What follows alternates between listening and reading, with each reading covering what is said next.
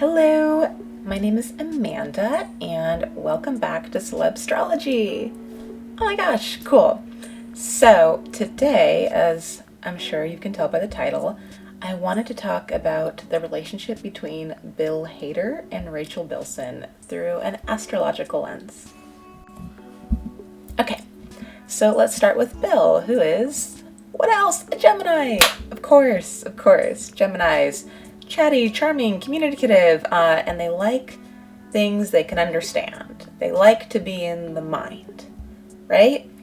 And it would really make sense that Bill, he's a comedian. What could be more known for their wits and their ability to write jokes and keeping things upbeat, casual, cool. Gemini, it is not a heavy sign. It is the opposite of a heavy sign. It is about keeping things light and interesting and not boring. And, let's not get bogged down by anything emotionally. Right? So that's Gemini. That's his sun sign. We'll get into his moon sign in a moment. But your sun sign is what you want and how you identify. How does Bill identify? Chatty, smart, people person, and someone who, when you look at your identity, right?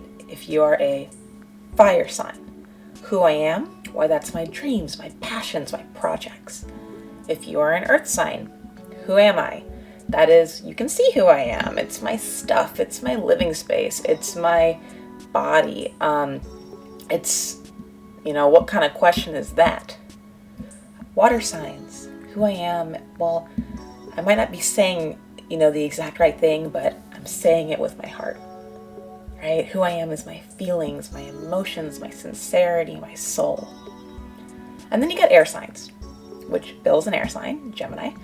And air signs, it's who I am, are my thoughts, my ideas, how I interpret, analyze, and repackage the world. Okay? That's the first point to get, is just on the surface level, Bill's a Gemini. But here's what makes him a little bit interesting and not like most Geminis. Bill's moon is in Cancer. So what does that mean? That means that what he wants and how he identifies is this witty, heady type person, right? Your moon sign is what you need. Sometimes it's similar to what you want. Sometimes you're an emotional person, you have an emotional needs. But not in this case. His moon sign is very, very different from his sun sign. And Cancer is one of the most emotional signs in the entire zodiac. Cancer, it's sensitive, it's self-protective. Gemini is very cosmopolitan. Cancer is the sign of home and family and motherhood, right? And it's symbolized by a crab.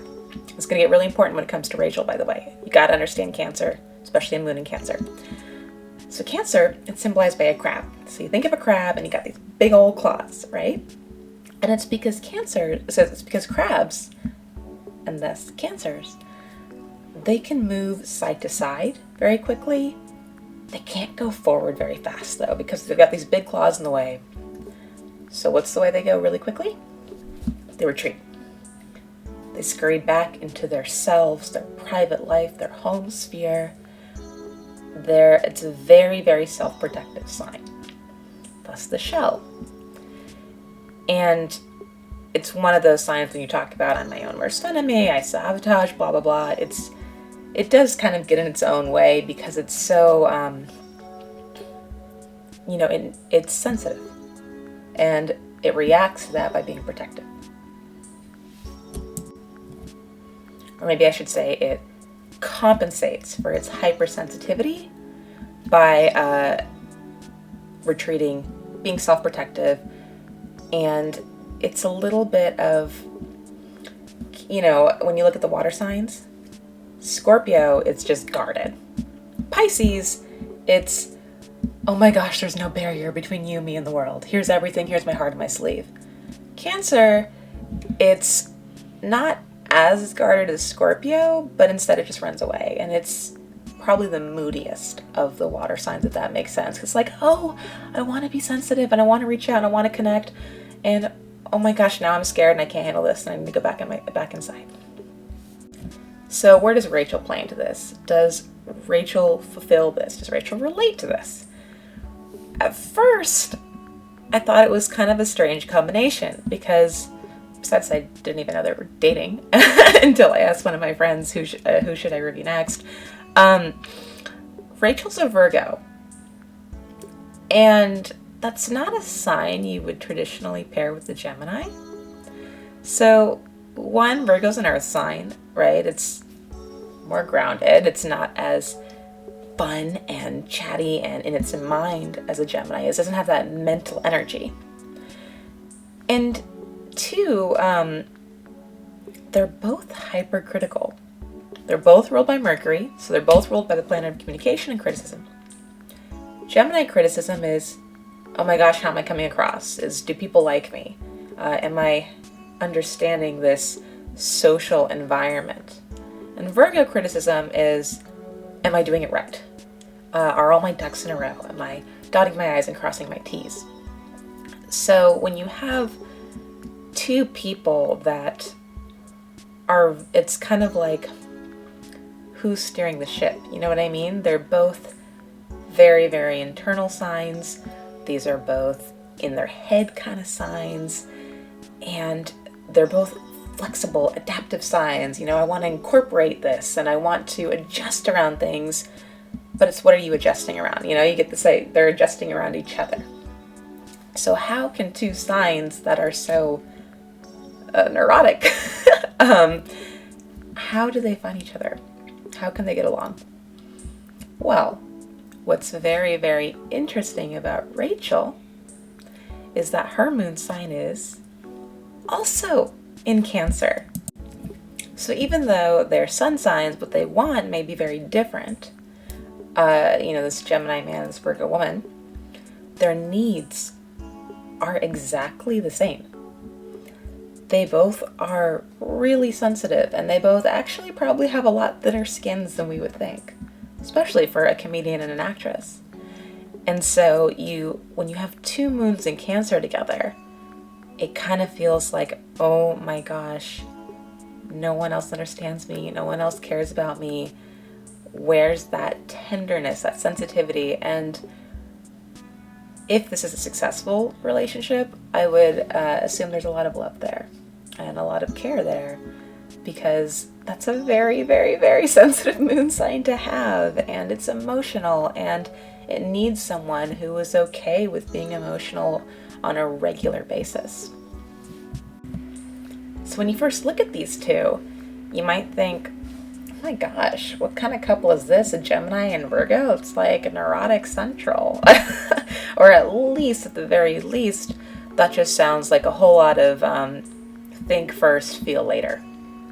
But when you actually take a look at their charts, they're both incredibly sensitive and in the same kind of way. There's other water signs, different kinds of sensitivity. There's different flavors of emotion, and they both really, really want to be nurtured. They want to be loved in the same way. My concerns in looking at their charts is who's leading who? Who's the anchor? Who's the rock? Celebrity relationships are a little bit different because usually money isn't as big of a factor. So some of the general stability is kind of taken care of in a way that it isn't in normal relationships, and commoner relationships. But that would be my concern, is if either of them are insecure, it can spiral, because their charts are very insecure, they're very needy, they're very nervous, kind of jumpy energy. But I would also guess that they're both kind of really looking for a soulmate, looking for someone who can understand.